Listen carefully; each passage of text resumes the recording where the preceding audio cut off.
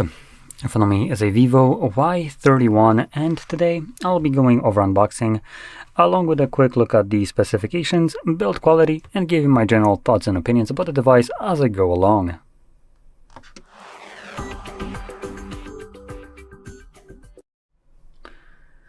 Now, I do want to first start off by mentioning that I am in no way sponsored by neither VIVO nor any other company, so I am free to say whatever I want without any kind of repercussions. The company will no longer want to do business with me. So that's pretty good. Anyway, let's get our way into the device. There we go.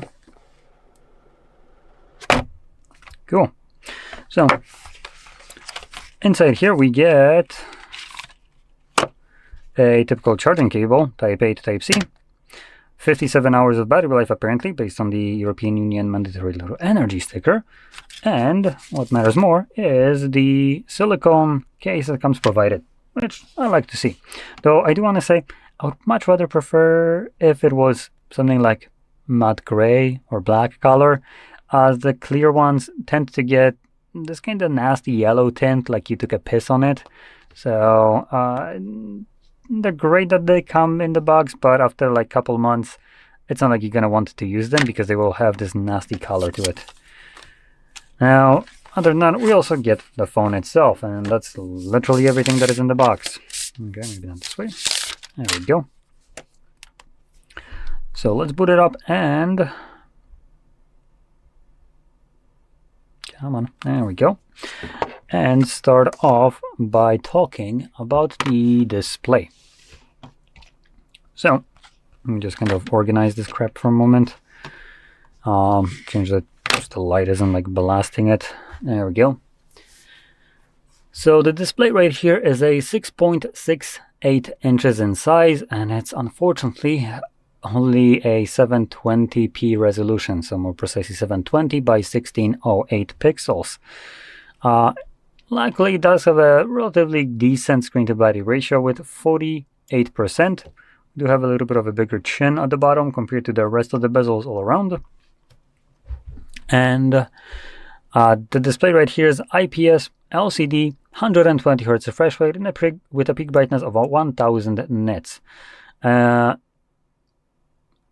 the glass right here is something that is called apparently Guardian Glass Ion Strengthened. Jesus, if that is not the most corporate BS I have ever seen, then I don't know what is. Now, I am pulling all of this information from GSM Arena, and they are not mentioning any kind of MOSH level for it, hardness, so hell would I know. But what I do know, because I can see, is that the device has a pre-applied screen protector, which I always love to see that are actually applied out of the box. And here we have it. So obviously you don't need to worry that much about the display getting scratched up, as you do have that plastic film out of the box. Now, if we move on to the back, where we have our what looks to be a single camera setup, sorry. This is, I think, fake. Yep, it looks like it's just a BS. Wow. Thanks. I always love when companies are trying to scam me with what they're actually packing. Awesome. This is honestly pissing me off. This kind of bullshit logic to try to abuse people that wouldn't know better. This is an absolute scam. Like, this is just straight up scam. Trying to include something that looks like a camera. You deliberately make it look like a fucking camera. And it's not because, oh, it just looks better. No, no, no. It's done deliberately to try to get people that wouldn't know any better to make them think that they get more out of the phone than they actually do. And it's betting on their lack of knowledge to try to scam them with it. Go fuck yourself with this shit. No. Despise this bullshit. Literally trying to scam people. Because of that, I will automatically, saying this right now, this kind of logic automatically makes me not want to recommend phones like this. It is straight down. Because if they're trying to confuse you and kind of, you know, scam you with bullshit like this, what else are they doing that you wouldn't know any better of? In any case, other than a piece of shit fake camera, we have another one, which is a 50 megapixel f1.8 aperture wide lens, and we can do videos at 1080p at 30 frames. Well, that is underwhelming. And then as a selfie, we have an 8 megapixel that does 1080p 30 frames as well. And well, that's the disappointing state of the cameras right here. Now, moving on into the internals, the device comes with a 6500 mAh battery, so that's pretty nice. The device itself is a little bit on a bigger side, so do keep that in mind. But let's see, the battery, is it silicon carbon? No, it's not actually. It's not a silicon carbon battery, so they're still using the old one, but they just managed to pack way more of it in here. Which probably explains why the device actually have a decent amount of weight to it, even though it's primarily made out of plastic. Other than that, with that battery, you can charge it at 44 watts, though obviously you need to buy a charger separately for this, as the only thing you get is a cable for it. I think that's supposed to be enough to use your device. Awesome. Now, I do want to kind of stop in a moment and shit on this, because the logic of not including chargers originally started by with the logic of we're not adding a charger in there because, number one, we care so much about the environment. Number two, you already have a charger, so you don't need one. But when a person buys a budget phone, what are the chances that they actually have a charger? Probably slim to none. It could potentially be their first phone. So, with that in mind, how about include a fucking charger in the box?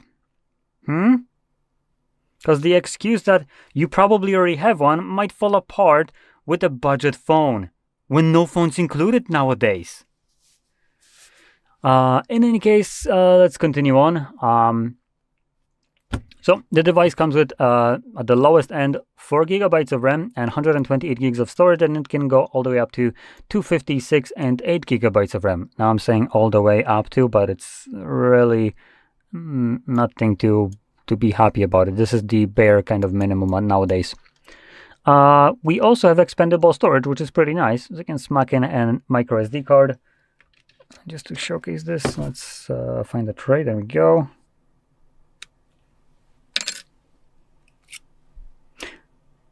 Nope, never mind.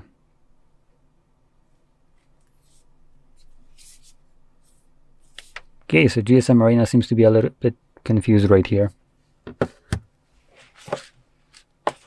Yep. Oh no, I think I know what I'm doing wrong. Bear with me while I double check something. If I didn't screw up specifically one thing.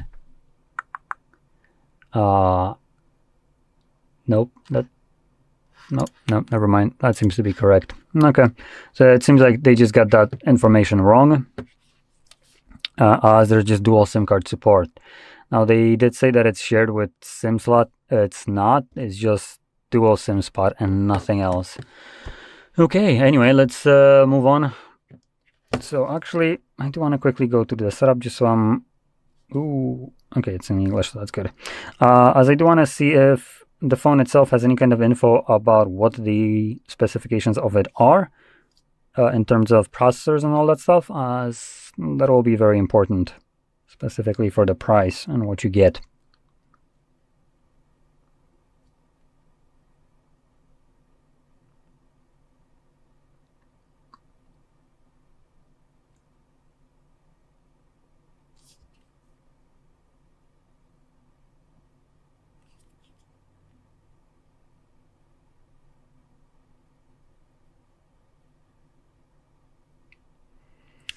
Okay, so here we have 6 gigabytes of RAM, 256 gigs of storage, Android 15, and the processor is correct, unfortunately. Wow, I'm kind of disappointed. So we have a Snapdragon 4. Shit, I didn't even know that there is a Snapdragon 4. Wow. Gen 2. Okay, seems a little bit behind, but okay. Yeah, this is a very low-end device. Now, I do want to say this. The device itself isn't super bad. It is a budget device, after all. And for a budget device, it has a couple things that actually set it apart, meaning it has decent battery size at 6,500. It has decent charging speed at 44 watts. That is, just to put that in perspective, significantly faster, nearly close to double compared to what Samsung S25 allows you to charge with. So this is the S25, by the way. This is supposedly a flagship device and charges at 25 watts. Here's a budget device that charges at 44. So that's pretty good. And another good thing here is the refresh rate. Being at 120 Hertz means that you get this nice buttery smooth refresh rate. Oh, and scrolling up and down. So it will just look better, though right now I'm pretty sure it's not running at high refresh rate. Right? Though if it is, this display is awful. Let's quickly go into the display and screen refresh rate high. Okay, so something about the smart switch is awful. Don't recommend using it. For some reason, it didn't feel like it's running at high refresh rate. Selecting it to high actually looks better, though there is a little bit of a ghosting effect. But hey, at least it's running at 120 Hertz, so that's pretty good. So for about $150 apparently, or euros, as much as this is apparently how much it costs, I feel like you're getting some decent specifications. Let me just quickly double check the price. It's about 1,200 PLN. Actually, that is more than 150 euros. Let me check something else.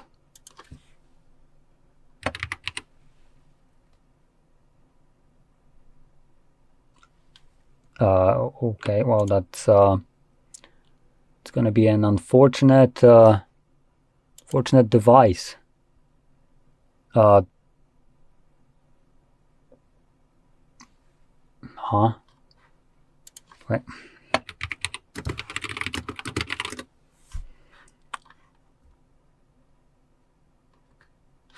Okay, so unfortunately this device competes with other devices, and what I said, it has some specifications. Those held true at $150 price tag, but this device actually doesn't cost $150. It's a little bit more. So it's sorry, not that.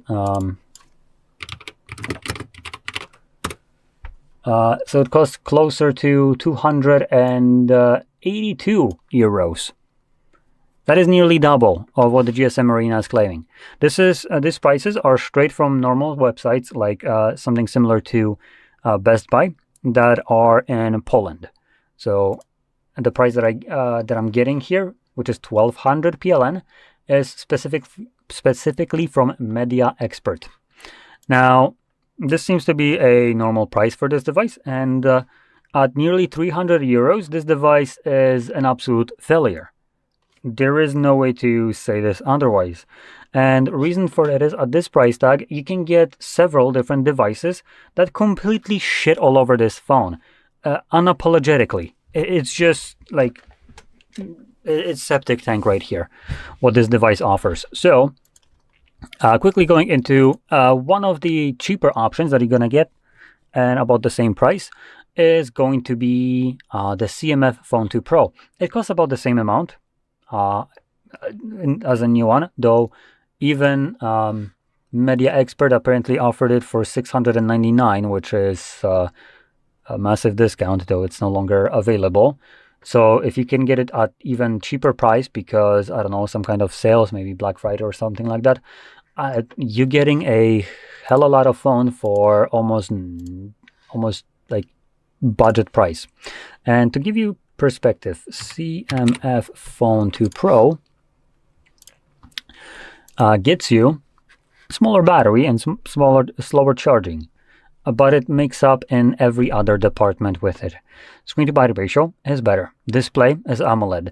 refresh rate, 120 Hz, but because of the AMOLED, it looks much better. And you also get the much nicer, deeper black levels. It also has much faster refresh rate for the touch inputs, being at over 2000 Hz. It supports HDR10+, and it has a peak brightness of 3000 nits. Display alone there is leagues ahead of what we get right here, and that also is at a 1080 by 2392 pixel resolution, meaning that it's actually full HD instead of the 720p that we have right here, which is pretty bad. Furthermore, we have 8 GB of RAM, which is pretty good, but that's the only option. It already starts at the best option that this device can go to, and 128 or 256 with actually expandable storage, unlike this device. And furthermore, as that wasn't enough, the device comes with a Dimensity 7300 Pro. It, like I said, it completely shits all over this processor in here. It's not even a competition. It's, I would presume, probably double the performance, just from like my presumption. Let's just see. OS Dragon 4 Gen 2. Let's quickly see. Nano review. Oh, you're there. Well, that's not what I want to compare it to. Actually, let's do it like this.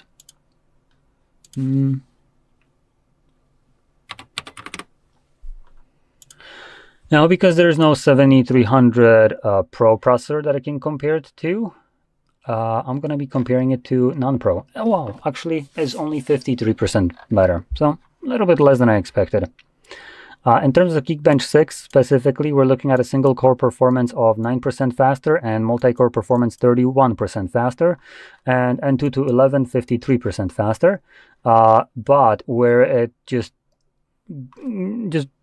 completely zips ahead in a moronic level is in terms of GPU performance from Geekbench 6 benchmarks, where it gets a 488% lead.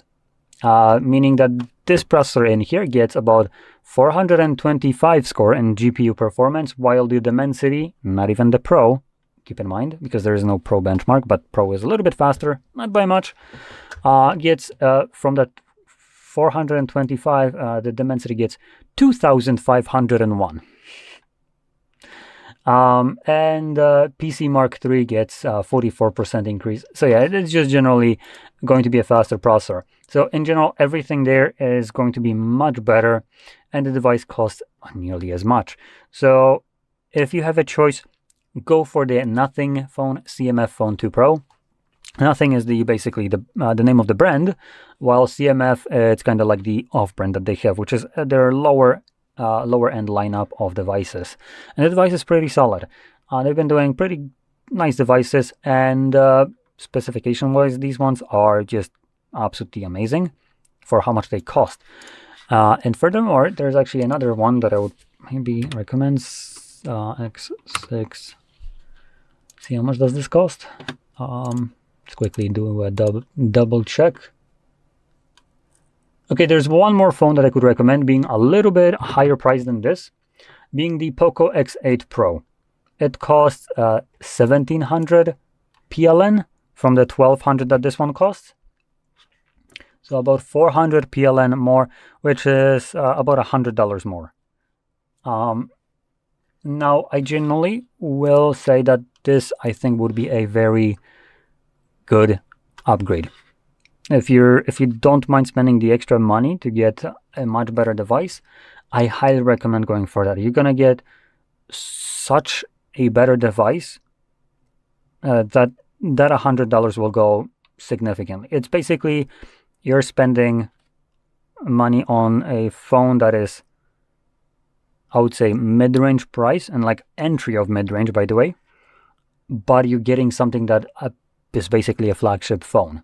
So to give you a little bit of a comparison, again, 6,500, so same kind of battery size, but it can be charged at 100 watts, 8 gigabytes at entry, 12 can go up to, 256 to half a terabyte of storage, UFS 4.1, so it's obviously much faster. Display-wise, it's also AMOLED with more colors, same refresh rate, higher pull rate, Dolby Vision certified along with the HDR, and a peak brightness of 3500 nits. It also has better cameras, being having two cameras, one 50 megapixel wide and 8 megapixel ultra wide, that go up to 4K 60 frames. And selfie being 20 megapixel, that does 1080p 60 as well. So again, in terms of cameras, you're going to be already much better there as well. And the processor being Dimensity 8500 Ultra, which at that point, that is a probably more than double the performance. Again, let's quickly see if I can find this. Oh man, did I close this? Of course I did. Because I'm a freaking klutz. Let's see. So we're going to compare it to... Again, apparently nanoreview.net, again, doesn't have the Ultra, but they have the non-Ultra. And the non-Ultra and 2 to 11, that's just 276% faster. Yeah, so we're close to 3 times faster. Cool. Geekbench 6 single core 86 and multi-core 200% faster. GPU 3000% faster. Wow, just a little bit of a heads up there. So yeah, generally it looks like on average we're looking at a 3 times increase in performance over what we have right here, for honestly not that much more. So that's what I would recommend. If you don't want to spend that 100 extra bucks, then by all means go for the CMF Phone 2 Pro. That one will be also great, and also pretty decent in terms of cameras, as it also doesn't have like crappy cameras. Not as good as the Xiaomi. And just to give you dual 50 megapixels wide and telephoto, 8 megapixel ultra wide, 4K 30, 1080p 60 and 120 slow motion, and 16 megapixel selfie that does 1080p 30 only. So any one of these will be better than what we have right here. And yeah, that's basically all I have to say. This phone honestly was released even after the nothing phone, and still managed to fumble the ball. Release at with the shittier specifications and a price tag that matches a phone that is better and came out earlier at the same price. So this one just kind of doesn't make much sense. Now, I do want to be fair right here. There might be some regions where one of these phones isn't available. And in this case, obviously, that kind of narrows down your options, and the price here isn't inherently bad. It honestly offers a okay device, but it falls short when you do have the option of picking competition from the crowd, like the CMF phone, like I mentioned. That is going to be a better device, and if you can get it at wherever you live in the world, then I do recommend going for that at the same price. And that is assuming they're at the same price. And if the CMF phone is a little bit more expensive, I would say maybe like 20-30 euros more expensive, I think it's still going to go is going to be still better pick over this one, primarily because of the display being significantly better and the fact that it comes with 8 gigabytes in like on the device out of the box as the lowest end, compared to this one being, what is it, 4 I think, or 6? No, 4. The lowest end right here is for 4 gigs. Cool. So yeah, that's basically my thoughts right here. Now, I hope you found this video helpful and informative. And if you did, don't forget to hit like, subscribe, and thanks for watching. Welcome. Follow me as a VIVO Y31, and today I will show you how you can go through the setup process of this device.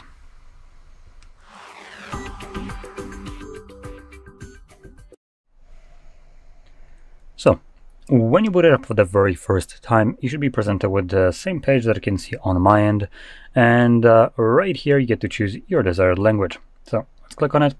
I'm going to choose to English. When you select one language, it also gives you regions for some reason. So, you know, I'm going to select US, but this is an actual region. I think this is more referring to like a dialect, but I never saw any difference between them. So, moving on. Here we actually have the region, or location more like. So you can select whichever one falls under your region. And there's one thing that I will maybe recommend right here. Choosing specifically a region that might not be part of where you live, but one that is part of European Union. Now, reason for that derives from the idea that European Union has very consumer-friendly laws that they're implementing, and if any of these laws ever come out that some kind of company would only implement in European Union because of the law but ignore everywhere else, if you select it, potentially you could be included in that change, which, like I said, most of them are consumer friendly, so it could benefit you. In any case, moving on, we have a user agreement. So we have things like end user license agreement and privacy terms, which you just select the box right here that you have read and agreed to the above. And you can also tap on the blue text right here to learn more, and here as well to read what you are actually agreeing to. Next, we have set up using another device. Let me bring up another device. Maybe this time around it will show. Oh, there we go. So it pops up with this little pop-up right here, set up Y31. Now, you can use this if you want to. So if you do set up, which I'm not going to go through, it will just tell you to confirm the screen lock that is used on this device. So I do have a screen lock right here. And once you confirm that screen lock, it might do the number matching, where on one device you have 3 different numbers and on the other you have a single number, and you need to select between the 3 numbers the correct one that is shown on the other device as a single number. And what this will do is instantaneously move all your Google accounts from the other device. So you don't need to sign into them, you don't need to do anything extra. And along with those accounts, typically you have things like your Google Photos that are synced to the cloud, contacts, and so on. So this will automatically let you move majority of the data to your device in a way. Now, I generally like this only for the account moving part of it, not really anything else, as I generally despise the idea of sharing personal data of other people with Google. Now, I'm going to be skipping it here anyway, as I'm not going to be using this device. And moving on, we have connect to network. This step is completely optional, and you can do so if you want to, or you can set it up offline if you want to. But if you didn't insert a SIM card and you didn't connect to network or Wi-Fi specifically, you get this pop-up set up offline, and it gives you a message that you won't be able to sign into Google account, obviously. Restore apps and data, get software updates, and automatically set the date and time. We're just going to continue. Now, obviously, you can connect to it, and you will have a Google login page show up throughout the setup process, as well as have a little bit of a checking device or whatever loading for God knows what reason. So I like to skip it, as it makes the setup a little bit faster. Next, we have screen lock options. So we have under screen lock right here, we will have 3 different options, like PIN, pattern, or password, and you can choose whichever one you want. Or you can just completely skip protecting your device altogether. Though I would not recommend doing so, as your phone does hold a lot of your personal information, your photos, your bank accounts, and so on. So if you would ever lose your device, it's probably best that it's protected, so whoever finds it doesn't have easy access to it. An additional caveat is, when you have a Google account signed in and you have a screen lock, if someone finds your device and decides that, you know what, I'm going to keep it, they will need to reset it to basically be able to use it. But by resetting such a device, it becomes locked, meaning that when the reset is finished and the person is going through the setup process, whoever decided that they're going to keep the device, they will need to verify either the previously used screen lock on this device or the Google account that was signed in on it. And this only happens when you have both screen lock and Google account. If you have only one, obviously that won't happen. So anyway, I'm going to be doing and not as I preach. So reason for that is, again, not my device. Anyway, moving on, we have Google services. Now here I'm going to spend a little bit of time talking about these because these are egregious. So let's quickly go over them. At least I'm going to try to go quickly over them. Use location and allow scanning. Both of them at the same time, just because one turns off the other. So if you disable this, what it will do is allow or prevent apps and services with location permissions to use your device's location. Location accuracy uses information about wireless signals such as Wi-Fi, access points, cellular network towers, and GPS. So if you turn that off, it doesn't actually mean that your phone is no longer connecting to any of these and not being tracked. No. Google is always tracking you. Google is always watching. So what it means is that it just prevents applications from doing it officially. But let's be honest, this also doesn't mean shit, because you have creepy fucks like Zuck who, look at this and like, oh, I'm not supposed to do it? Oh, I thought this was a guideline. And I can do whatever the fuck I want because I'm Zuck. So, for instance, things like Facebook completely ignore this bullshit, and they will find alternative ways to track you no matter what, regardless if you want it or not. They don't give a shit about it, which just kind of makes it stupid. This toggle should be turning off location and every kind of thing system-wide, not for applications. You want to turn it off, it's system-wide. But it's Google, so they also want that data. Now, everything here I will recommend turning off, not for the purpose that, it does something, but for the purpose that if anyone ever takes these piece of fucking garbage companies to court for a class action lawsuit, well, if you turned it off, you might get something out of it. Now moving on, we have allow scanning, so allows apps and services to scan for Wi-Fi networks and nearby devices at any time, even when Wi-Fi or Bluetooth is off.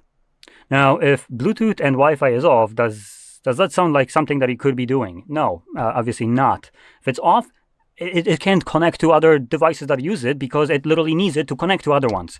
So it means that this toggle here does absolutely fuck all, because if your Wi-Fi or Bluetooth is acting like it's off but still allowing everything to go through, it's not actually off now, is it?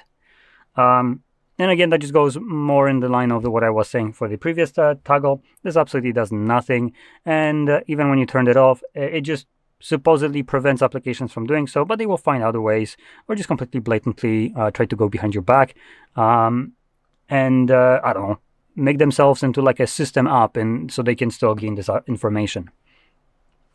Anyway, moving to the last option, we have send user and diagnostic data. Again, we're going to be turning that off. It's basically BS from Google telling you that, ooh, help improve your Android device experience by automatically sending diagnostic device and app usage data to Google.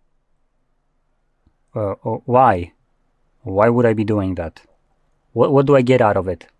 And the fact that help improve your Android device experience, I mean, it's not my job to help you improve it. Fuck off from my data. You can pay for it like everyone else does for you. You want it, you pay for it. It literally works for you, so why shouldn't it work for me? If you want it, you can pay for it, otherwise you're not getting it.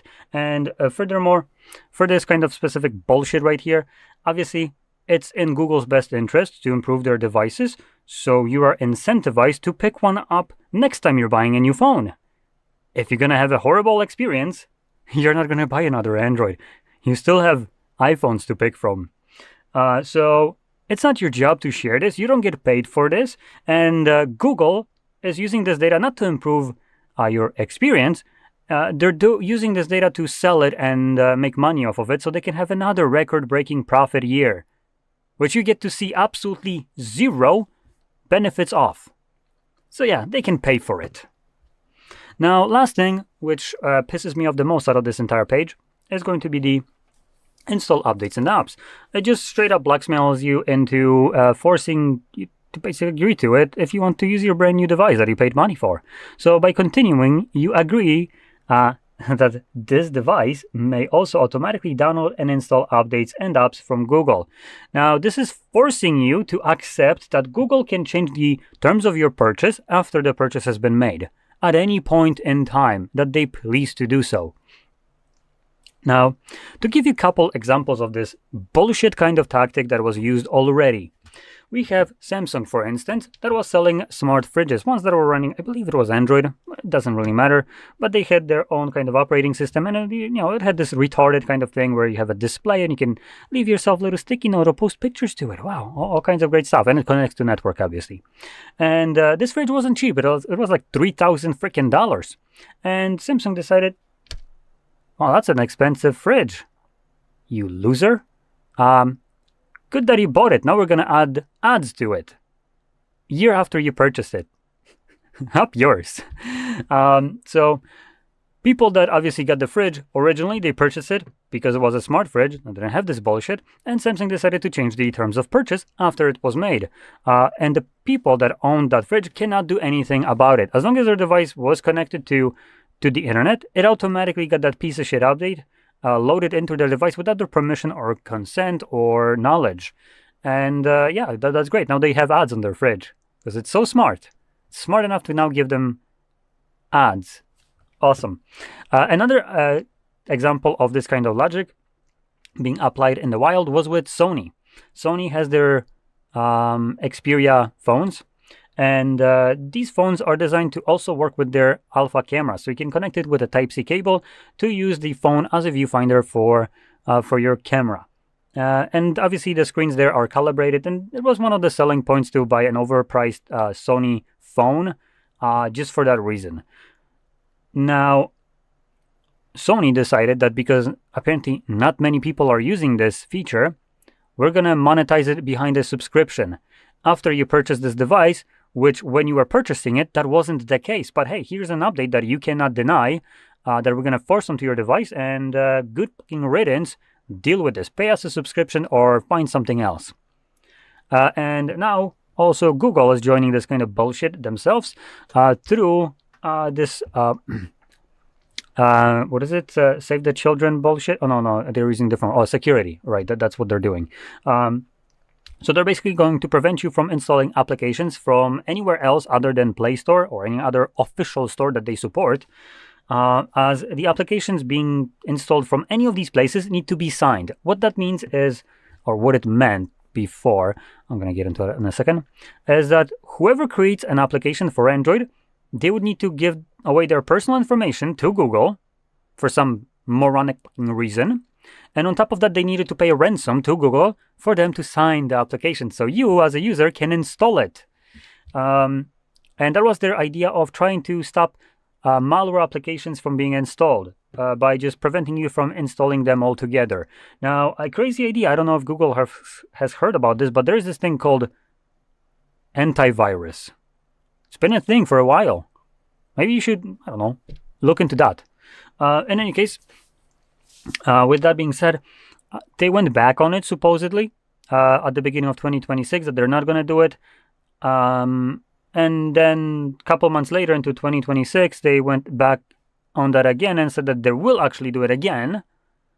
And in any case, every time they say that they will do it, there's a backlash. And now they went into that they found a way to make it work without preventing you from installing applications, which still, I think, requires... No, I don't think it requires any more people to pay a ransom to Google.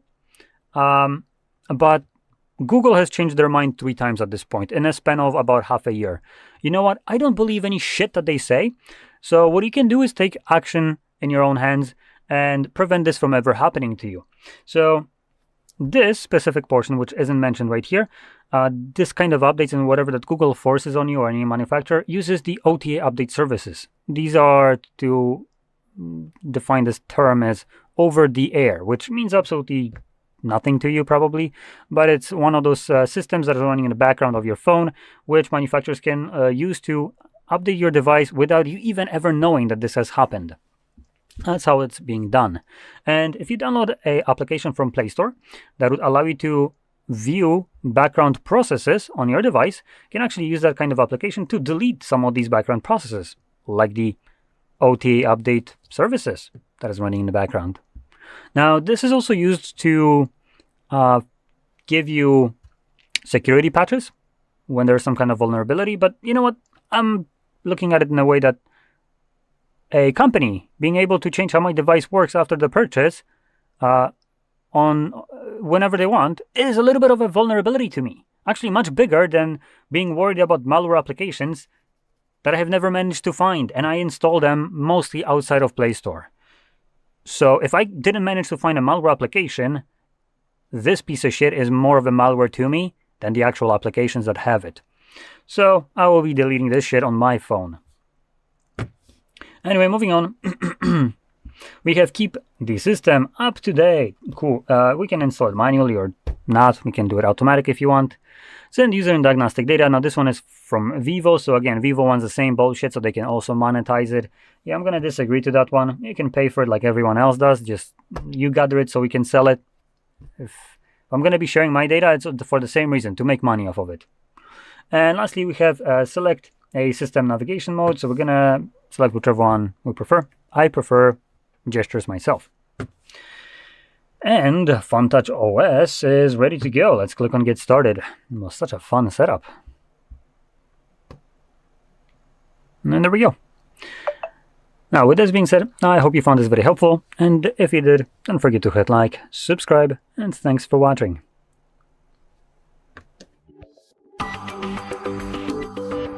Guys, in front of me is VIVO Y31, and let me show you how to close all running apps. So once you want to close all background apps, just mark these 3 horizontal lines. Here you've got all apps that are currently active, and to close them all off at once, just mark cross icon. And that's it. If you'll tap here again, you will find no recent items. Thank you for watching. Please subscribe our channel and leave the thumbs up. Hello everyone, today we've got here VIVO Y31, and let me show you how to turn off developer options.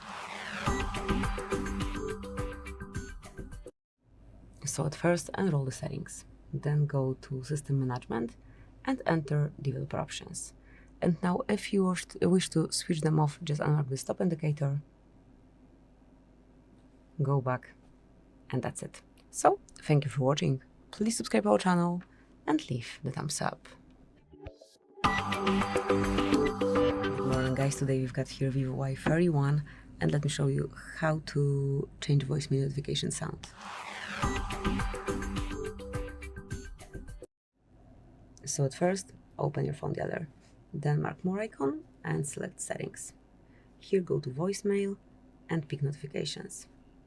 Here select sound, choose the one that you want to use, go back, and as you can see, it is already set, it is already changed. Thank you for watching. Please subscribe our channel and leave the thumbs up. Good morning guys, in front of me is VIVO Y31, and let me show you how to block a number. So at first, enroll your phone dialer, then tap on more icon and select settings. From settings list, pick blocked numbers, and now you can either block all unknown colors just by using the stop indicator, or add some number manually by yourself over here. Provide it and tap on block. So that is all. Thank you for watching. Please subscribe our channel and leave the thumbs up. Guys, in front of me is VIVO Y31, and let me show you how to remove Google account.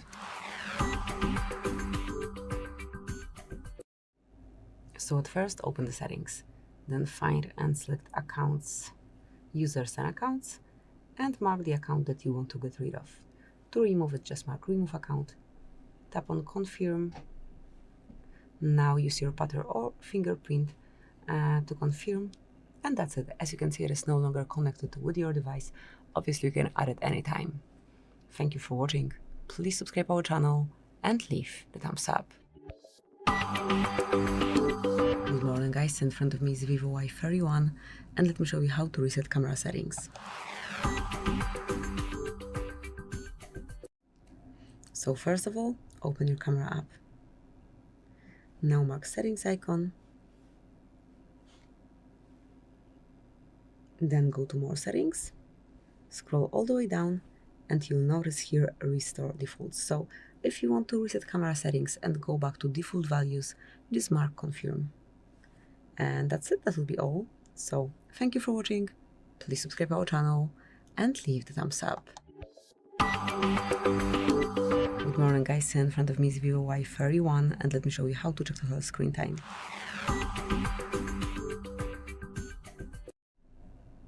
So first of all, open the settings, then find and select digital well-being and parental controls.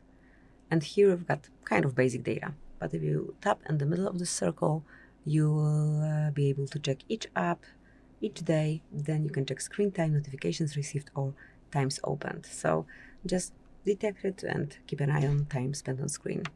Thank you for watching. Please subscribe our channel and leave the thumbs up. Good morning guys, in front of me is VIVO Y31, and let me show you how to reset network settings.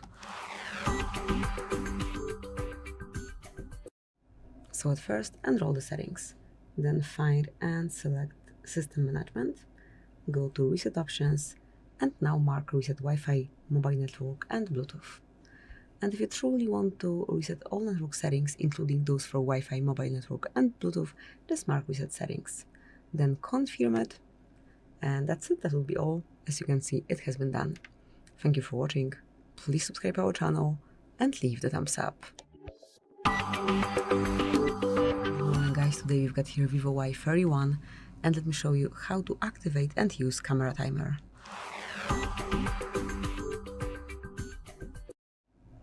So at first, open your camera app. Now mark settings icon and pick 3, 5 or 10 seconds delay. Go back and grab a photo right now. You'll notice the countdown on the screen. If your sound is on, you will also be able to hear it, and then the photo will be grabbed. To switch it off, just enroll the settings and mark off. And that's it, that will be all. So thank you for watching, please subscribe our channel and leave the thumbs up. Hi, it's HardReset, and today I'll show you how to fix battery percentage not showing on VIVO Y31. First, go into the settings, then scroll down into the battery settings, and here find the battery percentage. It's right here, battery style and percentage, and right here from do not display, change to display outside battery. And that's it. Thanks for watching. Don't forget to leave a like and see you in the next one. Good morning guys, in front of me is VIVO Y31, and let me show you how to activate automatic system updates. So at first, enroll the settings, then find and select System Management, and here you will notice developer options. Now scroll a bit, and you'll notice here automatic system updates. All you need to do to activate it is to mark on the switcher, and that's it. From now on, updates will be applied automatically whenever device restarts. So, thank you for watching. Please subscribe our channel and leave the thumbs up. Guys, in front of me is VIVO Y31, and let me show you how to activate charging sounds.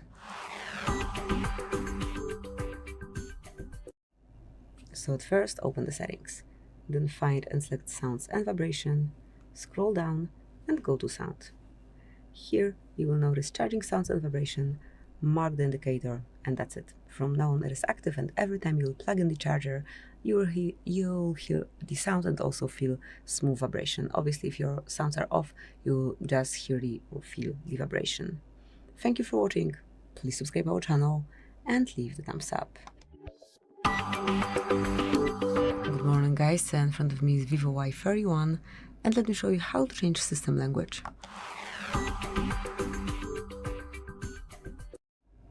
So at first, open the settings, then find and select System Management, then go to Languages and Input, and pick Languages. Now tap on Add a Language, and pick the one that you want to set your device in. Mark Change to apply it, and that's it. Just go back, and as you can see, it is already set. Obviously, you can switch system language whenever you want. Thank you for watching. Please subscribe our channel and leave the thumbs up.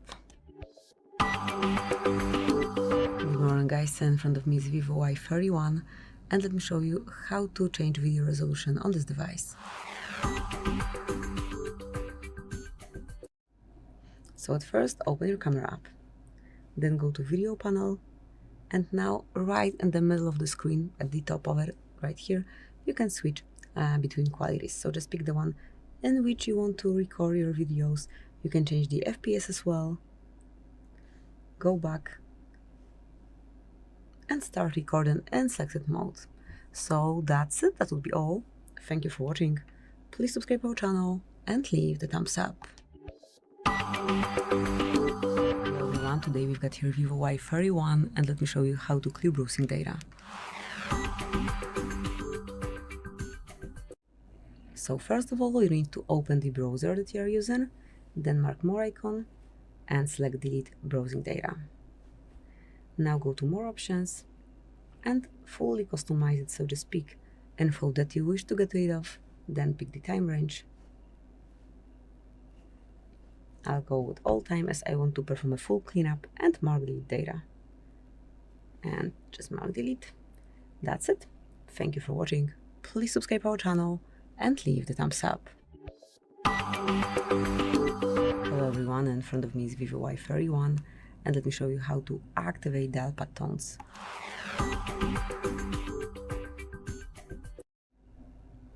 So at first, enroll the settings, then find and select sound and vibration. Here, scroll down and mark sound. Now you'll notice at the top of the list dial pad tones, mark the indicator, and that's it. As you can hear, they are active. So that will be all. Obviously you can mute it the same way, just unmark it. Thank you for watching, please subscribe our channel and leave the thumbs up. Hello everyone, in front of me is VIVO Y31, and let me show you how to clear credentials. So at first, enroll the settings, then find and select security and privacy, and here go to more security settings. Here select encryption and credentials, and at the very bottom you will find clear credentials. So if you truly want to remove all certificates, all the contents and licenses, mark OK. And that's it. As you can see, credential storage has been erased. And that will be all. Thank you for watching. Please subscribe our channel and leave the thumbs up. Good morning guys, in front of me is VIVO Y31, and let me show you how to locate serial number assigned to this device. So at first, let's open your phone dialer and enter a secret code, which is *#06#. Here you've got device info with serial number at the bottom of the list. Tap on OK to exit, and now you can also locate it via settings. So at first, let's open the settings. Then find and select About Phone, scroll all the way down, mark Software Info, and here, right under Model, you've got your serial number as well. So this is it, that will be all. Thank you for watching, please subscribe our channel and leave the thumbs up. Good morning guys, in front of me is VIVO Y31, and let me show you how to update apps on this device. So at first, open your Play Store. Now mark your account in the right upper corner and select Manage Apps and Device. Here go to Updates, and now you can either update all apps at once by tapping on Update All, or you can update particular app by tapping on Update right next to its icon, however you prefer. Here you'll be observe the progress. Obviously you can use your device in a normal way and then just check the progress here. So that will be all. Thank you for watching. Please subscribe our channel and leave the thumbs up. Guys, today we've got here VIVO Y31, and let me show you how to remove fingerprint from this device. So first of all, enroll the settings, then find and select security and privacy right here, and go to device unlock-in. Now go to fingerprint, provide your pattern if you have one, or PIN code, whatever you use, and here you'll find fingerprint list. So just tap on bin icon to remove your fingerprint, confirm by tapping on delete, and that's it. It is no longer connected with this device. Thank you for watching. Please subscribe our channel and leave the thumbs up. Good morning guys, in front of me is VIVO Y31, and let me show you how to change screen timeout. So at first, let's open the settings. Then from main settings list, select display and brightness, and here you will notice screen timeout. Mark and pick the period of time after which you want your display to fall asleep. As you can see, you've got several options. You can activate 15-30 seconds, 1 to 5 minutes, 10 minutes, or even half an hour.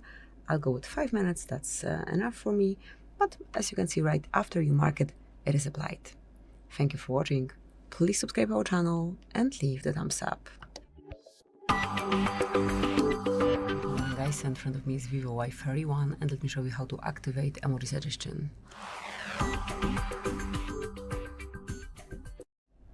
So first of all, enroll new message or any other area where you got access to your keyboard. So this is the panel that we want to open. Now mark settings, go to emojis, stickers and GIFs, scroll down, and here you'll notice suggestions Wallpaper. So unless this indicator is active, just click on it to activate, and from now on, once you enter something, you will have this emoji suggestion.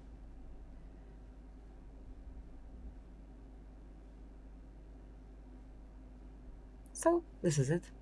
Thank you for watching. Please subscribe our channel and leave the thumbs up. Hello everyone, in front of me is VIVO Y31, and let me show you how to reset app preferences. So at first, let's open the settings, then find and select apps. Here we've got them. Now mark all apps, just unroll them, tap on more icon, which is 3 dots one in the right upper corner, and then select reset app preferences. And now, if you truly want to get rid of all preferences for disabled apps, disabled app notifications, default applications for actions, background data restriction for apps, or any other permission restrictions, just mark reset. And that's it, that will be all. So, thank you for watching, please subscribe our channel, and leave the thumbs up. Good morning guys, in front of me is VIVO Y31, and let me show you how to activate demo mode. So first of all, open the settings, then from main settings list, so from this panel, select system management. Here you'll notice developer options. If you can't find them here, just take a look at our tutorial on how to unlock developer panel. And now go a bit lower, here we've got system demo mode, mark, and you can enable it smoothly by using the stop indicator. And once you want to make it visible as well, use the second one. And that's it. To switch it off smoothly, unmark the stop indicator. Thank you for watching, please subscribe our channel and leave the thumbs up. Hello everyone, today we've got here VIVO Y31, and let me show you how to add photo to contact. So at first, open your phone dialer. Then if you are not in contacts panel, just enroll it. Pick the contact that you want to customize, mark edit, and click on add picture. Now you can either pick camera to grab a photo right now, you can choose something from your own gallery, from Google Photos, or from illustrations, however you prefer. I'll go with my gallery. Pick the photo that you want to add, customize it however you like, tap on choose, and mark save. And as you can see, from now on it is set, it is applied. Thank you for watching, please subscribe our channel and leave the thumbs up. Good morning guys, in front of me is VIVO Y31, and let me show you how to activate developer options. First of all, enroll the settings, then find and select about phone. Here scroll a bit lower and mark software info. Here you will notice build number. Right here you have to tap on it 7 times. And as you can see, right after you do it, you are a developer. So now go back to settings, select system management, and from now on here you've got developer panel. Mark to open and smoothly use all the features however you like. So that's it, that would be all. Thank you for watching, please subscribe our channel and leave the thumbs up. Good morning guys, in front of me is VIVO Y31, and let me show you how to change phone ringtone. So first of all, enroll the settings. Then from main settings list, select sound and vibration. Now locate and open phone ringtone and pick the tune that you like the most.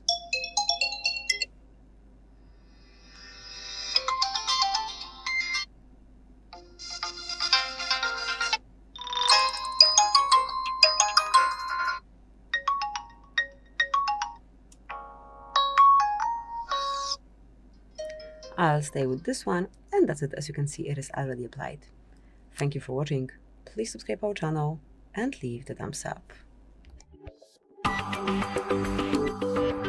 guys, in front of me is VIVO Y31, and let me show you how to allow apps from external sources. So once you want to install unknown apps, you need to open the settings, then find and select apps. Here, go a bit lower and enter special app access.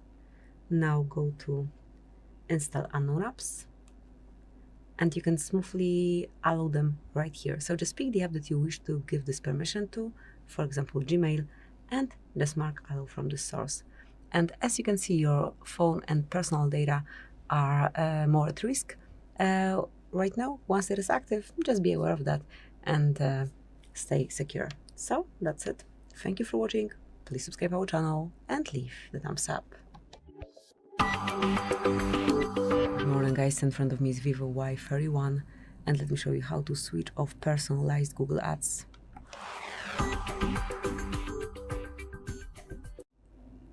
So at first open the settings, then from main settings list, so from this panel select Google, go to all services, and now pick ads. We've got it right here. And you can either reset advertising ID or delete it permanently. So I'd suggest to delete it permanently. As you can see, apps can no longer use this advertising ID to show you personalized ads. However, you'll still be able to see some ads, but they will not be relevant at all, most probably. Then mark delete advertising ID, and that's it. So this is how you can keep privacy on your device. Thank you for watching. Please subscribe our channel and leave the thumbs up. Good morning guys, in front of me is VIVO Y31, and let me show you how to activate battery percentage and status bar.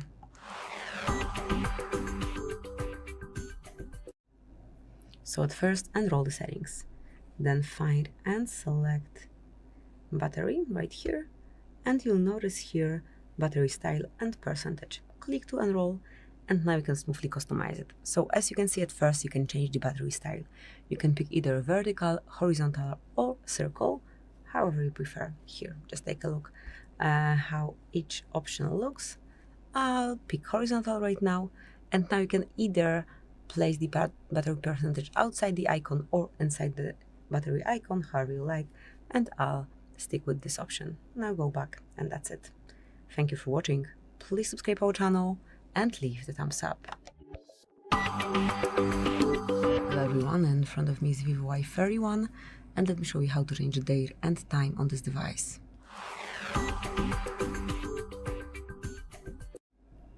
So at first enroll the settings, then find and select system management, and here go to date and time. So at first you need to switch off automatic date and time, so unmark the stop indicator, and now you can smoothly change both date and time manually by yourself. Just open date, pick the one that you want to set, tap on OK, and just do the same with time. And that's it. From now on, this brand new date and time is active. Obviously, whenever you want to go back to automatic setup, just mark the indicator at the top, and it will be set automatically again. So that will be all. Thank you for watching. Please subscribe our channel and leave the thumbs up. Good morning guys, in front of me is VIVO Y31, and let me show you how to locate IMEI number assigned to this device. So first of all, open your phone gather. Now enter secret code, which is *#06#. And here we've got device information, and as you can see, both IMEIs are right in front of you. This panel also allows you to check serial number if you need to. Tap on OK, and now you can also locate IMEI via settings. So at first, let's enroll settings, then find and select about phone, and here you've got status. Just mark it here, and now you've got here both IMEI numbers. So that's it, that will be all. Thank you for watching. Please subscribe our channel and leave the thumbs up. Good morning guys, in front of me is VIVO Y31, and let me show you how to activate Google Backup. So at first enroll the settings, then from main settings list, so from this one select system management. Now go to backup and restore, and click on Backup Data. To activate it, you need to pick data that you wish to backup. In my case, it's both photos and videos, along with other device data. Let's mark it, but obviously if you want to stick just with photos, you can leave it this way. I'll go with everything, then mark Confirm, and click on Manage Backup. So as you can see, it is active. Obviously, if you are not logged in yet, you'll have to provide your email address or phone number, whatever is connected with your Google account, along with the password, and that's it. So, thank you for watching. Please subscribe our channel and leave the thumbs up. Good morning guys, in front of me is VIVO Y31 5G, and let me show you how to apply dark theme on this device. So at first, let's open the settings. Then from main settings list, select display and brightness, and you'll notice dark mode right in the middle of the screen. So you can either turn it on right now smoothly by using this indicator on the right side of the screen, or you can mark the left side to customize it a bit. So you can either set some scheduled option, which is from sunset to sunrise or at custom hours. Here you can customize it however you like, or you can smoothly activate and deactivate dark mode right here. So that's it, that will be all. I'll leave it active. Thank you for watching. Please subscribe our channel and leave the thumbs up. Today we've got here VIVO Y31, and let me show you how to change keyboard language. So first of all, enroll new message or any other area where you've got access to keyboard. So you can open new node, browser, whatever. We just need to open the keyboard. Now mark settings, select languages, and mark add keyboard. You can either scroll till you find the preferred language or use the search area to locate it. As you can see, there's plenty of languages that you can choose from. And let me pick, for example, this one, so we can see the change clearly. Pick the layout if there is more than one. Tap on Done. And you can either stay with both languages. In that case, you'll have this word icon here to switch between languages. Or you can leave one language only. I'll go back to English. And then this word icon disappears and you've got one language only on your device. Thank you for watching. Please subscribe our channel and leave the thumbs up. Good morning guys, today we've got here VIVO Y31, and let me show you how to perform a soft reset.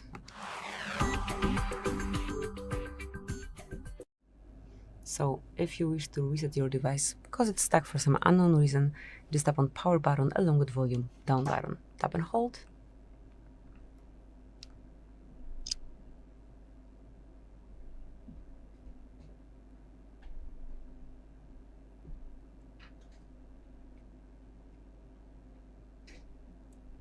Keep holding, and once you feel a smooth vibration and also see VIVO logo, you can remove both fingers from both buttons and wait till your phone is rebooted. It should be done within 1 minute.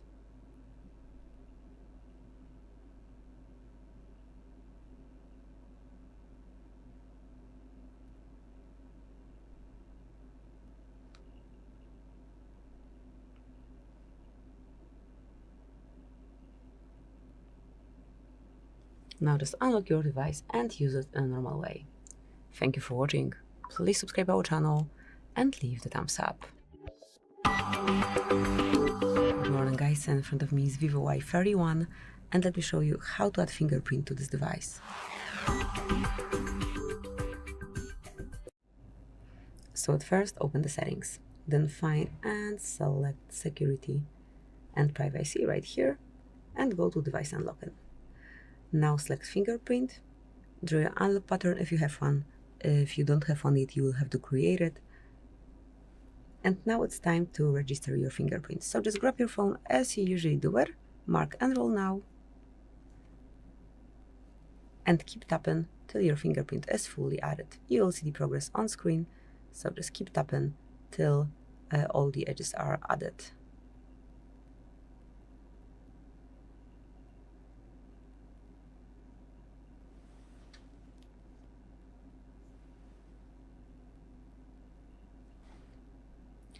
And once it's done, you'll be informed.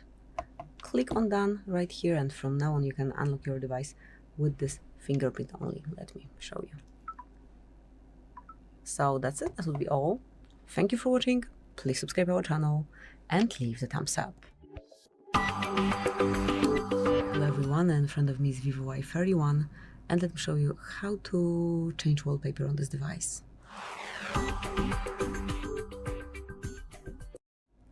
So first of all, let's open the settings, then find and select wallpaper, home screen, lock screen and wallpaper, and now mark wallpapers.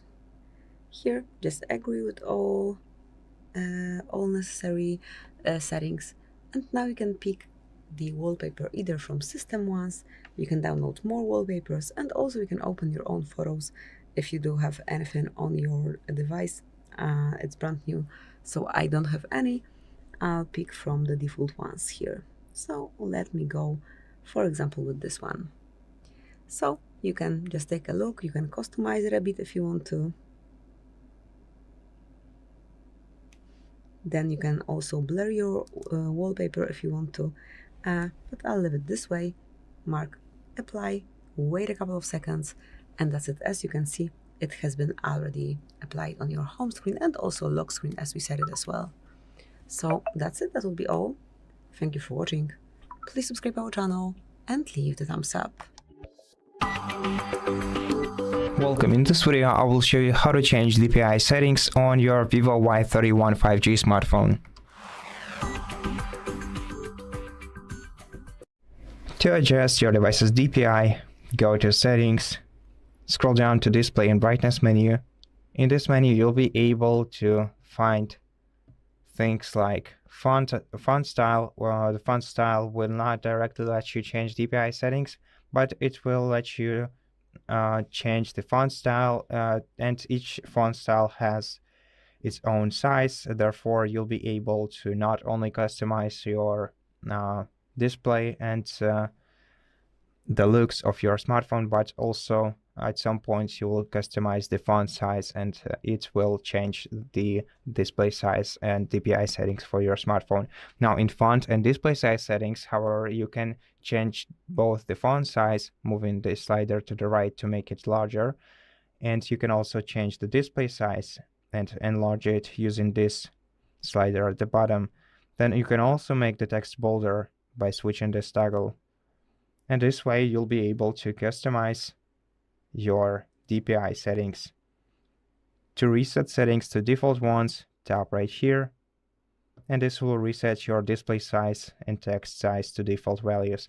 And that's it. Thank you for watching this video. If it helped you, please consider subscribing to our channel, leave us a like in the comment below, and I'll see you in the next one. Hi, welcome to the Hard Reset channel. In this episode, I will show you the ports and buttons of the VIVO Y31 phone.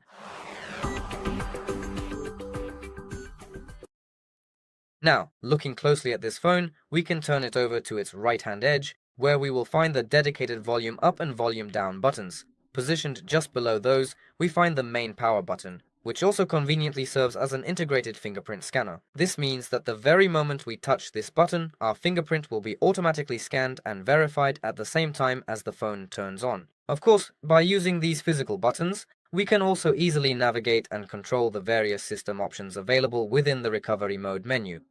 Using the volume up and down buttons, we can navigate through the various options, while the power button is used to confirm our selection. Now, if we take a look at the opposite side of our phone, that is, on its left edge, there is a SIM card slot located right at the top.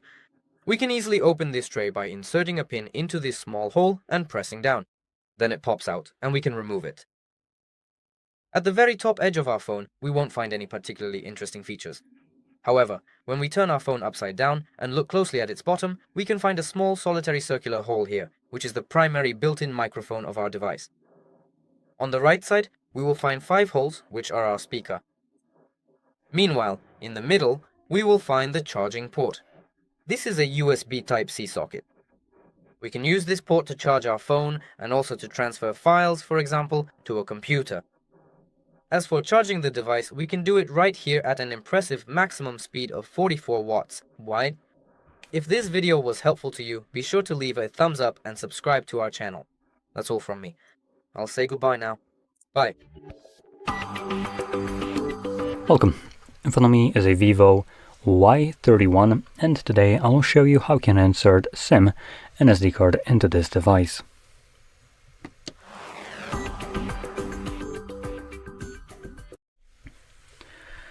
So, before we get started, you'll need to grab a SIM ejector similar to this one, which will come provided with the device in the box.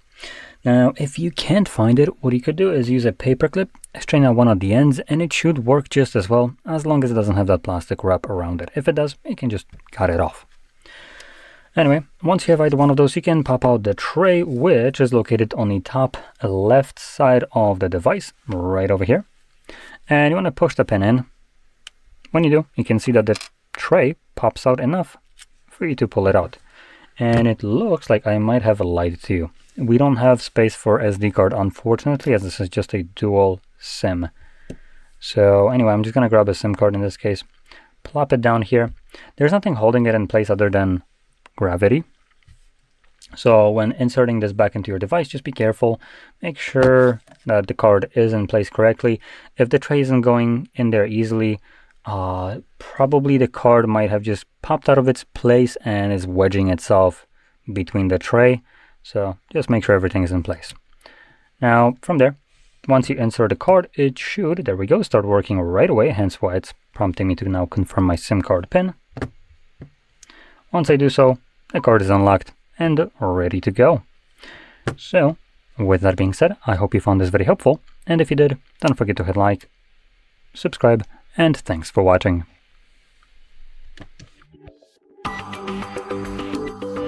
Guys, in front of me is VIVO Y31, and let me show you how to reset all the settings on this device. So first of all, enroll the settings, then find and select System Management, go to Reset Options and choose Reset All Settings. And now if you truly want to reset all the settings and restore some feature settings, just mark Reset All Settings. Draw your unlock pattern to confirm, or if you do have fingerprint just provided, then confirm that you truly want to reset all the settings. Just remember that this operation cannot be undone, so you really need to be sure that you want to do it.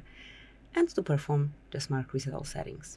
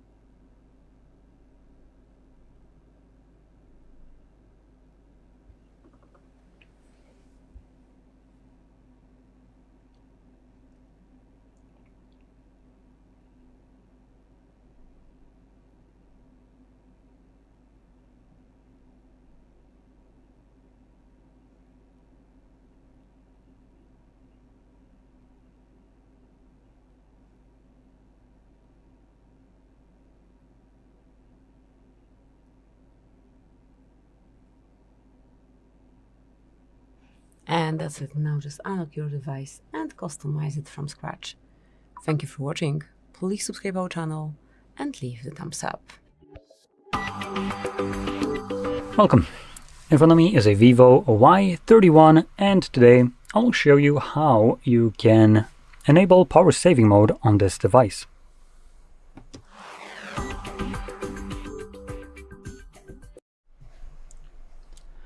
So, to get started, you will want to swipe down from the top of your screen. If you have a separation between toggles and the notifications, make sure you do it then from the right side. Next, you can swipe down again, which will extend the list of visible toggles, and look for the power saving mode. I believe there is one added by default, or both of them I believe are added by default. As you can see, we have two of them. Now, if you don't see either one of those, you can add any of them by clicking on this icon right over here and find the toggle somewhere in here. Once you do, hold it, Now you can drag it around, drag it to the top right here, drop it, and when you go back, it will stay permanently added to this list now. So let's start off with a normal power saving mode, or battery saver as it's named right here, by just clicking on it. It gives us a quick message, so maybe not quick, but in battery saver, the device performance will be reduced and visual and vibration and most background traffic will be restricted to extend the battery life. For apps like email and chat tools that rely on synchronization, you may also receive new messages when you open these apps. Now that is actually a very important info, as it explains it pretty well, the portion of Wi-Fi, power saving mode, which disables Wi-Fi and mobile network. So battery saver automatically turns off when the device is charging. Anyway, we're going to click on OK. So in this case, most devices tend to scan for new messages every period of time, so they allow applications to just check for that and unsuspend them every so often. But here, unfortunately, it looks like this device just straight up kills off all the applications that are running in the background that would require internet, so they cannot connect to network because they are not even running on your device. So if you have something like, let's say, Instagram, that you want to check if you got a new notification from someone messaged you or whatever, you need to actually open the application, and at that point it would unfreeze itself, connect to the network, and see if it's missing something and deliver it to you, which is a very important portion of power saving mode right here that is happening. So that's just the normal power saving mode. We also have the super duper extensive one called Super Battery Saver.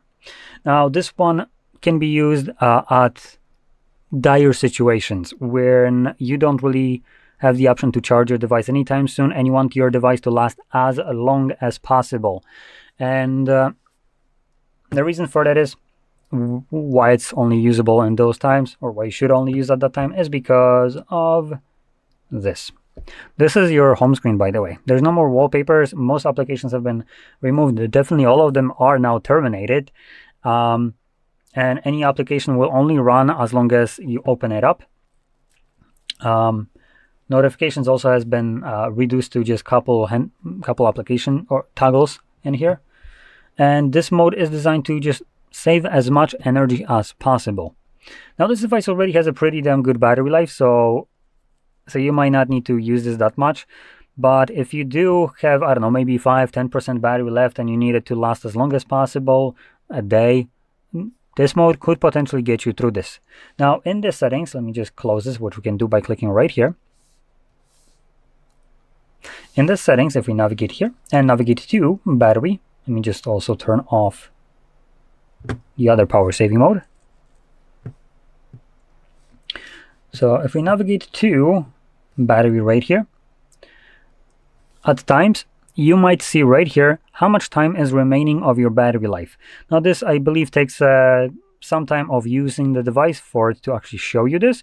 After the device learns how long the battery lasts, how long it takes it to charge and so on, so it will give you some kind of number. Now this number will then inform you how long your current battery percentage should last. But I do want to point out, this is not a foolproof kind of method. The figure that we'll be showing you here is more of a rough estimate that isn't taking into account almost anything other than just the percentage of your battery. So if you have brightness at higher brightness than normal or whatever, this changes battery life significantly. And other toggles as well will change the battery life as well. So don't take this, as a exact figure that if it tells you that it's going to last 10 days, that's exactly how much you're going to get. This potentially takes into account that typically you would have battery life for 10 days. But if you now, I don't know, today started playing games, you might only get like 1. So keep that in mind. Anyway, with that being said, I hope you found this very helpful. And if you did, don't forget to hit like, subscribe, and thanks for watching. Welcome.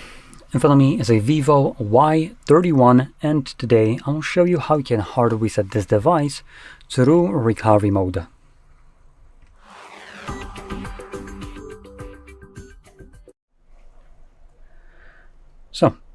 before I get started with the actual reset, there's a couple of things that I want to talk about. So number one, you can do this kind of reset in order to get rid of a screen lock that you might have set that you just don't know. So that's first thing. Now, with that being said, there is a little bit of a caveat to that process. When your device has a screen lock and a Google account signed in, and you reset it this way, this will lock the device, meaning that when you're going through the setup process, you'll be forced to verify either the screen lock or the Google account that was used on this device prior to the reset. And if you can't verify one of those, you basically won't be able to finish up the setup, so you're kind of stuck with a fancy brick. Now, that's one thing. Another important info is the fact that all your data on the device will be deleted permanently. This cannot be undone. Once you go with this, it's gone. But you can obviously take some measures and back that data up before you perform the reset. Now, if you can't unlock your device because you don't know the screen lock, you don't really have much of an option right here. If you can't unlock it, you can't really back it up. But you can potentially check if the data has been backed up by opening up your browser on your computer and signing in with the same Google account that is used right here. And you can then navigate to your Google Drive and open up the photos in there. And in photos, if your device has been backing it up, you should find newer photos. You should also find contacts in the different section there. As typically, let me just go back in here. We go into System Management and then Backup and Restore and Backup. In here, you'll see we have photos and videos and other device data. So typically makes phone probably already is backing up photos and videos, as you, I think, most commonly agree to this BS by mistake, as Google just kind of makes sure that you're by mistake agree to it by just opening up photos and giving you this kind of icon. I don't know if it's going to show up. Yep, there we go. Sign. Okay, so it doesn't show up right here. You get a window right here where it takes a moment to show that Let's Go option. And you can't do anything else rather than click on Let's Go, which you usually forget to uncheck the backup option, which is deliberately designed so Google can steal all of your photos, so they can feed it to their AI algorithms and also monetize probably. So that's one. And under other device data, you have things like contacts, call history, device settings, apps, app data, SMS, and MMS messages, which when you open up something like, for instance, contacts from Google, you'll probably also agree to this by mistake, and some other applications might also show this up. So potentially, you might be backing up your device even not knowing about it. So anyway, let's just get started. Now, like I said before, if you don't have these backed up, and you can't unlock your device, there is not much you can do about it. Now, if you can unlock your device, you can do the Google backup, or you can do a migration or backup to an older device using EasyShare or any other application similar to this one. So now let's get started. I'm going to start off from the lock screen. Now, I don't actually have a lock screen right here, but this process will be the same no matter if you have a screen lock or not. So press power button and volume up at the same time, and then select power off. Wait for the device to turn off and then hold power button and volume up. And let go of the power button once the Vivo logo shows up on the screen. From here, you want to let go of obviously the volume up and then press volume down once to navigate down and confirm that option, which is recovery mode, with the power button.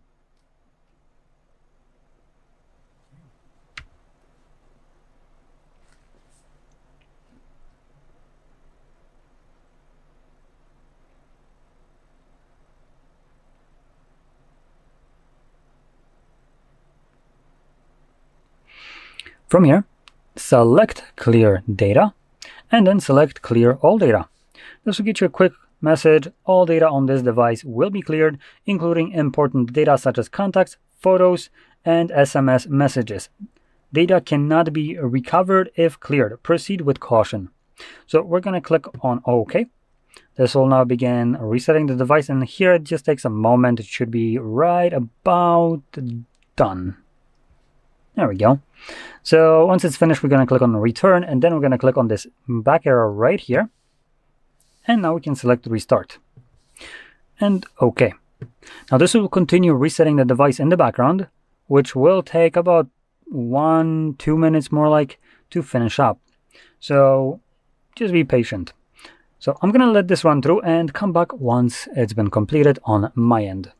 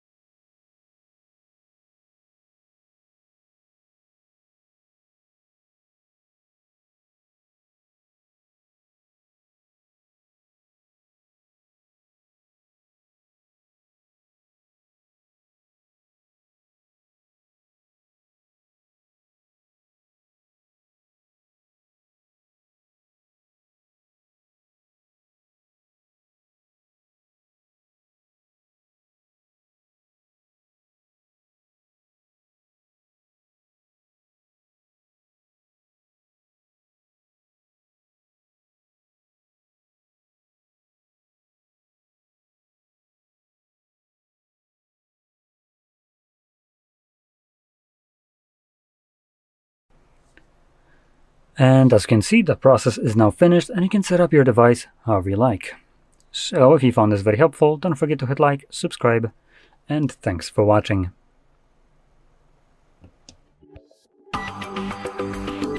Welcome. In front of me is a VIVO Y31, and today I will show you how you can capture a screenshot on this device.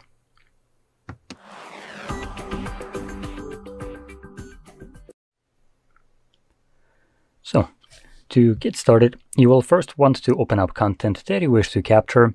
For this purpose, I'll be using home screen as an example, which for me is already open and visible. Just make sure that whatever you want to capture as a screenshot is right now visible on your screen. And once that is the case, simply press the power button and volume down at the same time. And you get a sound along with the pop-up with scrollable screenshot and share options visible for a moment. If you don't interact with this, it will just disappear like it did for me. Now, when you capture your screenshots, you can find all of them by going into your Albums application. And in here, make sure you navigate to the Albums tab, as in the photos, you don't actually see screenshots nor screen recordings. And once you're in the album, look for Screenshots album. And here you can see I have a bunch of screenshots.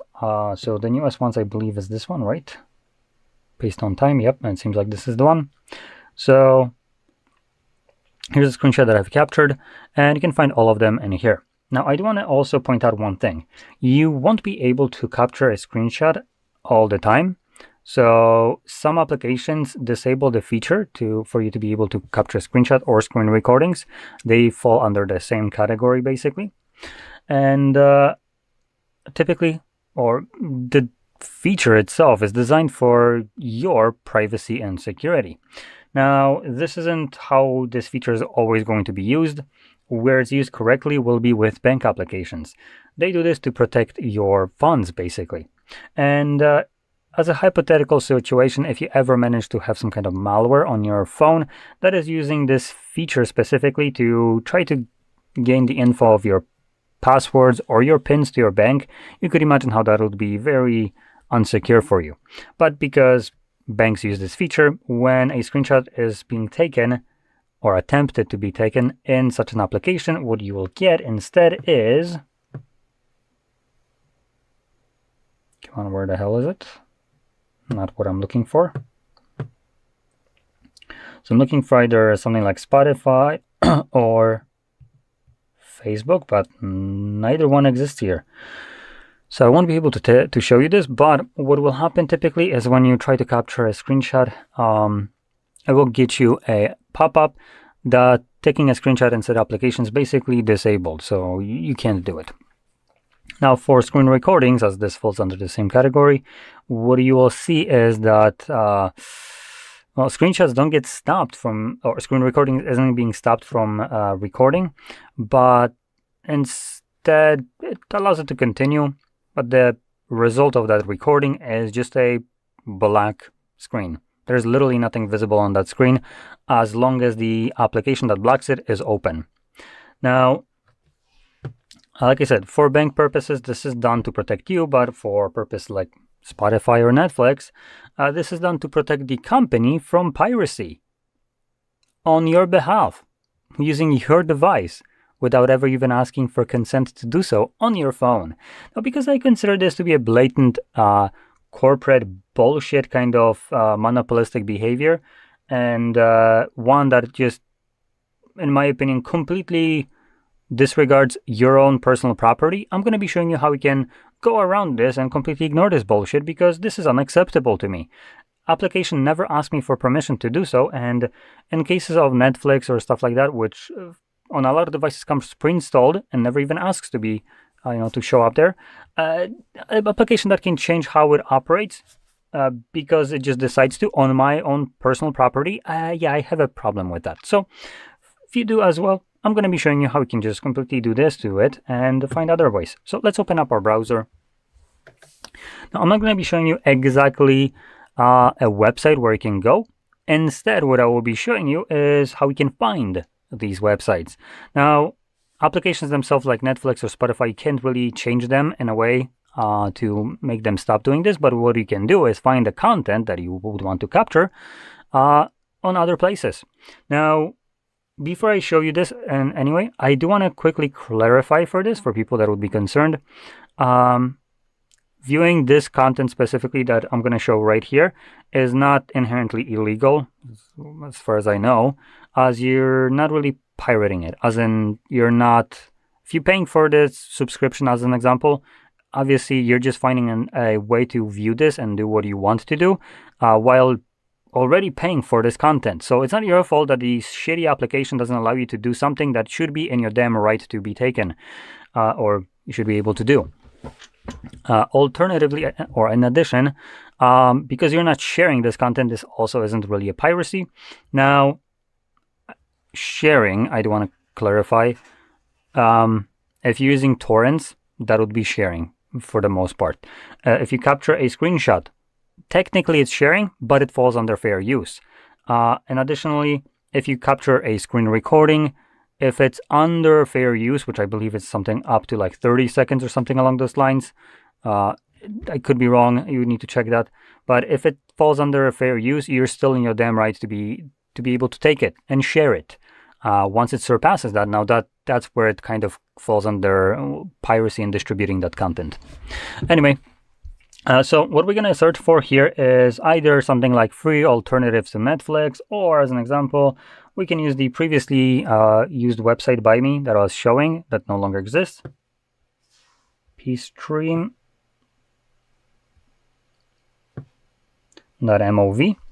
And instead of searching for this one specifically, like going to it, like I said, it no longer exists. So what we can do is add space and add alternatives. Now, I do want to point you out to one thing. The AI overview right here is, for the most part, absolutely awful. The only good thing that it shows right here is usually Streamio. Oh, there we go. So this is, Streamio is found on Play Store, surprisingly, because it legally cannot be removed because it doesn't break law. And what it allows you to do is just connect to other platforms like Netflix and so on through it and use that instead. But what it also allows is plugins. One of the plugins would be things like Torrentio, which means that you can use torrents to watch content and basically stream it sequentially from torrents.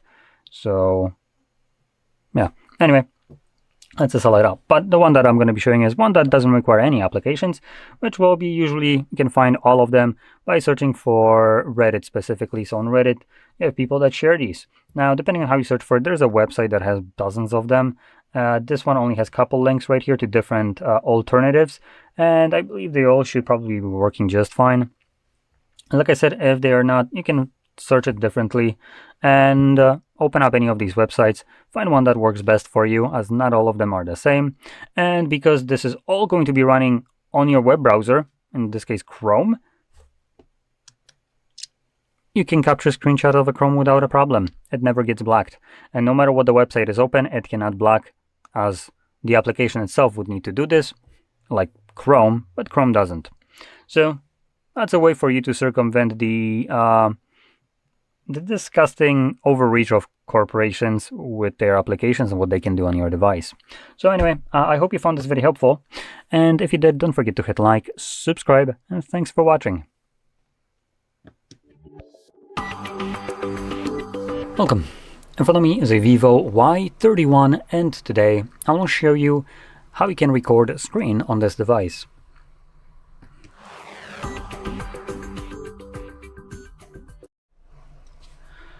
So, to get started, you will first want to swipe down from the top of your screen like so. And if you have a separation between toggles and notifications, make sure you do it from the right side. Now, once you do, you have these toggles right here. You can swipe down on them again to extend the list of visible toggles and locate the screen recorder on one of the pages. For me, the toggle is located on a second page, but if you can't find it on any of the pages, you can definitely add it at that point by clicking right here on this weird icon and finding it somewhere in this area. Once you find it, you would hold it. You'll feel usually a vibration, and you should be able then to drag it around, drag it to the top, drop it, go back, and it would stay added in here permanently now. So anyway, now that it's added in here, first time I recommend holding this toggle, which actually doesn't matter. We can click on it or hold it. It will in both times take us to the same page. Now in here, make sure that the picture quality is set to high, which I believe it's 1080p or 720p. Definitely don't ever use low. And we have a couple of toggles that you can utilize. So we have display, touch trajectories, which records a semi-transparent gray dot where your finger was pressing the display. This is good for videos, for instance, such as this one, if it was recorded through a screen recorder instead of using a camera like I am. Whenever I'll be pressing something on a screen, a semi-transparent gray dot would show on that recording. I'll keep this on just so you can see how that looks like. Now next we have record system audio and record microphone audio. You can enable both of them, none of them, or just one. It's up to you.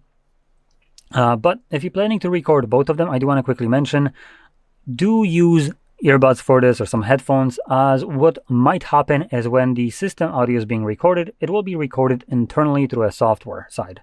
And once that happens, it gets passed through the speakers, at which point you can obviously hear it, but also a microphone can hear it, which could potentially record it the second time around, creating an unwanted echo effect. And we also have the option to disable notifications while you're recording. So anyway, you can now select start recording, agree, and there we go. We get this pop-up right here, and it's already recording. I'm going to move my hand right here just so we can see that weird dot. And in here we have a couple options. So we can use the pen, so we can draw, we can enable mic. We can also turn off system sound right here while we're recording. And we can also open up applications that we want to record. Which I do want to show one application because it's already on here. Boop. And there we go. It's open. Keep in mind, this is the first time this application is being opened. I am not signed in, and this application didn't show up any kind of pop-up to agree to anything, like we've seen with, for instance, Instagram. Now this will be very important in a second. Now let's start recording by clicking on this overlay and clicking on that red square. There we go. This will save it to your album application right here, and also to the Google Photos, which is in here, but it's up to you which one you want to use. I personally prefer anything that isn't from Google, so I'll be using albums. And in here, once you open it up, you can navigate to Albums tab right here, as screenshots and screen recordings will not show here. So going into Albums, we'll show you an album called Screen Recordings. Let's click on it. And we can now view it from here by clicking on a play. And you can see that tiny little dot. There we go. That's where my finger was obviously pressing the display. That's how it looks like. Now, to explain what you are about to see in a moment, we have this feature. I think it's called Drawing Over Other Apps. and this prevents screenshots and screen recordings to be taken in applications that decide to disable this. It's not an option that you have control over, which just kind of makes it more annoying, as it's your phone. I believe you should have control over this. And this is, by the way, Spotify being fully open, where we had previously the login page. There's nothing visible on it, and never will be anything visible on it. So this feature, if you can call it a feature, is designed to protect the privacy and security of the user. And if you imagine that you have some kind of malware on your device that is trying to use screenshots and screen recordings to see your pins or your passwords, I can imagine how that would be a bit unsecure for you, specifically for applications like bank apps. But luckily, they block it. But when it comes down to bank apps, they also give you alternative ways to usually capture what you typically want to capture in there. What doesn't give you alternative ways to capture what you want is bullshit like this. So any kind of streaming platform does use this crap, and they never give you the option to turn it off. They never even show you or tell you that they're doing this. And I believe this should be completely against the law, because let's be honest, this is your device, and an application is now dictating how you can use your device that you paid money for with an application that comes pre-installed with this phone out of the box. We also have, I believe, Netflix in here as well, which will do the same thing. So for those purposes, you can find alternative applications that achieve the same thing. As an example, when it comes down to Spotify, you can use YouTube Music. It will do the same exact thing. And for Netflix purposes, you can use something like Streamio, add Torrentio, and you're good to go. Now, I'm also going to be showing you some other alternative ways to go about this if you don't want to download any kind of applications. So let's get into it. Now, I'm doing this strictly for informative purposes, and if you're paying for some services like Spotify or Netflix or so on, and you just want to capture a screen recording or screenshot, which you are legally allowed to because it is considered fair use, then this will be great for you. I'm not here to police you about piracy or other bullshit like that. It's up to you, but I will also not stand by application forcing you to enforce their piracy concerns using your device and your time and your money. Because by preventing you from being able to capture whatever you want, which you are legally allowed to, as long as it's falling under fair use, which typically, if you're not recording the entire show, but just like a small clip of it, it is under fair use. I just believe that you should have an option to do this. So let's go to our browser, and in here, all right, I need to connect to network probably. So let me quickly do that. Okay, so I connected to network while I pause the video, and we can continue without an account. It doesn't really matter. No thanks. Now, I'm about to show you how to find any kind of place that would allow you to access this kind of content and capture it through browser without needing any kind of application. Now, I'll be using for this kind of purpose an application, or not application, but website that no longer exists, which I used to record, but it's been taken down. Now, website might not exist, but the info behind it does, and it's just kind of like a groundwork on how to find other ones. The idea here is to teach you, how to fish so you can feed yourself for life, rather than giving you a fish that, the website will be dead in like a month or so. So, what I used to show is a website called pstream.mov. Now, you can do this kind of search in any kind of other ways. I will be using pstream alternatives as a search term, but you can, for instance, search for something like free alternatives to Netflix or something like that, or HBO, or whatever you want. So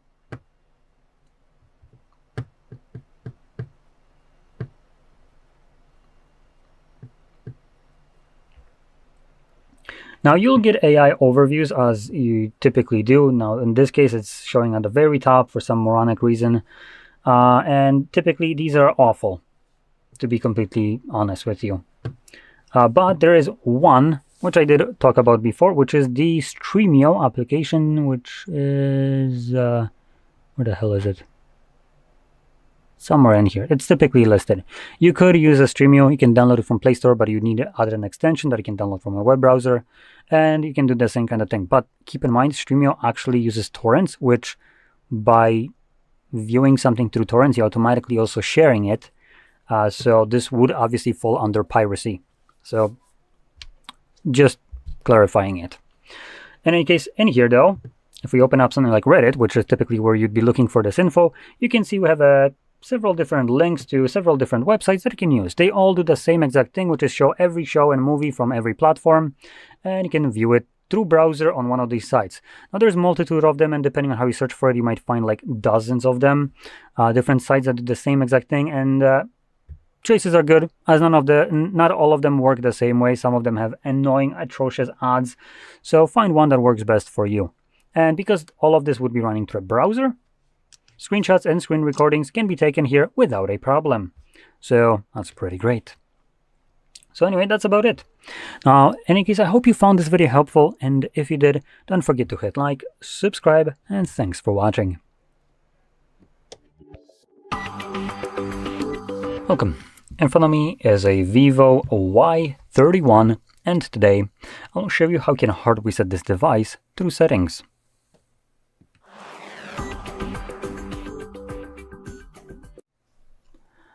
So, before I get started with the reset, I will quickly talk about backing up your device or also migrating it, depending on which one is better for you. So if you're not interested, maybe you already backed it up, or you just don't feel like backing up your device at all, then by all means skip forward by like 5 to 7 minutes. But just know this process as a reset does delete all of your data from a phone, and this cannot be undone. So for backup purposes, there is 2 different things we can do and migrations. I'm going to start off with the migration, which might be probably more useful to a lot of people. So if you got a new phone, you can use this kind of process. Now, depending on what's your new phone, you will need to use either an application that is right here already with this device, or download a different one. Now, this also, I'm saying migration, so to move data from your old phone to a new one, but this can also technically be done to an older device if you have one that you're not using. You could technically create a backup to that, but just make sure that both of these devices have this kind of application, so it's easier to kind of, when you create a backup, to restore it in a way. So to explain this, companies like VIVO and other ones as well create their own application to help you move data to their devices from other ones. And for VIVO, this application is called Easy Share. Now, other brands have their own versions of this, and this application can be used in between the same brands, no problem. So if you have another VIVO, you can use Easy Share to move data to another VIVO. But generally, you will need to download the application of the phone you will be moving the data towards. So if, let's just say, let me bring up my phone. If your old or new phone, whichever the case it is, that you're going to be moving the data to is a Samsung in this case, you will need to download Samsung's application for this, which is called Smart Switch. Now, you download Smart Switch on a VIVO in this case, and if you're migrating your data to this phone, then that's all you need to do. You move over data, you're good to go, and move on. But if you're using this phone as an old one to just store the data as a backup, so you can restore it later on, when you move it, again, you're going to use Smart Switch, but then you need to move back the data to this one, for instance, to VIVO, right? So in this case, you need to download on Samsung Easy Share, as you always need to download the application of the phone you're moving the data to. So you moved it once, but you need to move it back. So again, you move then to this phone. So to give you a couple of these applications that different brands use, like I mentioned, for instance, VIVO uses Easy Share, Samsung uses Smart Switch, Huawei uses Phone Clone, Oppo and OnePlus use Clone Phone, Xiaomi has Mi Mover, and I think Motorola has something like Mi Move, or sorry, not Mi Move, Moto Move. So not every company, a manufacturer of phones, has their own version of it, so check if whatever you have actually even has it. But anyway, that's one way, and that is going to be the better way, the one that I recommend, even though it's a little bit convoluted because it requires you to download some applications and use specific one depending on what you do.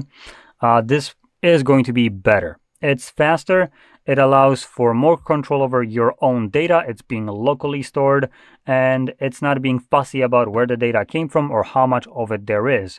But if that is not possible for you, you can always utilize the other option, which would be Google Backup. So we're going to go into Settings. And in Settings, navigate all the way down to System Management, I believe, and then Backup and Restore. And here you can see we have Google Backup. So you can select Backup Data, kind of go back, and typically you will get this page when you're signed into Google. And we have things like backing up of photos and videos and other device data, which consists of contacts, call history, device settings, app data, SMS, and MMS messages. So, sounds all pretty damn good, right? But this has massive flaws, which I do want to talk about. So, photos and videos, you're limited only to, by default, 15 gigabytes, unless you're paying for a subscription to Google for that higher storage. If you are, then that's not really a problem. But most of us are not paying for that, so our free tier gives us 15 gigabytes. And anything above that 15 gigabytes in terms of photos and videos just gets lost. It doesn't get uploaded to the cloud. Therefore, when you reset the phone and whatever wasn't backed up, it just gets deleted permanently. Now, the other problem here, and the one that I have a bigger problem with, is the backup of whatever is listed right here. Now, a lot of this data is backed up just because it doesn't take any kind of space, like contacts, which is beneficial to Google, as they can monetize it and sell this data. Call history, again, same as contacts. SMS and MMS messages, again, same thing. But the one that is the biggest kind of egregious problem to me is the, apps and app data. Now, this is just straight up lie. Backup would imply that it creates a copy of it, like it does for your contacts and other garbage, right? That is created a backup because it benefits them. But one that you probably would want is application and app data. App data is responsible for having information of, for instance, things like your sign-in credentials. So if you use, let's say, Netflix, right? App data stores things like your signed in information, so when you open it up, you don't need to re-sign in, you don't need to put in all the information. It's already there and just lets you go on. That's app data. So that's obviously not going to get moved.